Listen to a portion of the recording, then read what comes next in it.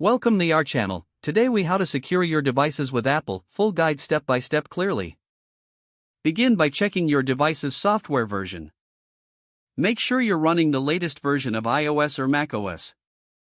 To check for updates, go to Settings, then General, and select Software Update. Next, enable two-factor authentication for your Apple ID. Open Settings, tap on your name at the top, and select Password and Security. From there, tap on two-factor authentication and follow the prompts. Next, create a strong passcode if you haven't already. Navigate to Settings and select Face ID and Passcode or Touch ID and Passcode. Choose a 6-digit passcode for added security. Now, let's look at your privacy settings. Open Settings, scroll down to Privacy and Security, and review app permissions.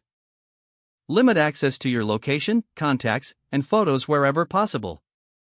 Next, turn on Find My iPhone or Find My Mac. Go to Settings, tap on your name, and select Find My.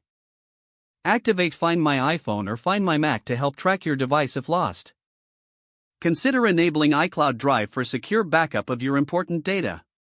Open Settings, tap on your name, and select iCloud. Scroll down and toggle on iCloud Drive. Make use of a password manager for your passwords. You can use Apple's built-in keychain feature. To enable it, go to Settings, tap on your name, select iCloud, and turn on Keychain. Ensure that Bluetooth, Wi-Fi, and location services are only activated when necessary. Swipe down from the top right corner to access Control Center. Quickly turn these features on or off as needed. Also, consider using Apple's privacy-focused browsing features. Open the Safari app, go to Settings, then Safari. Turn on features like Prevent Cross-Site Tracking and Block All Cookies. Regularly review your device's privacy settings and app permissions. Don't forget to like this video and subscribe to our channel for more step-by-step tech guides.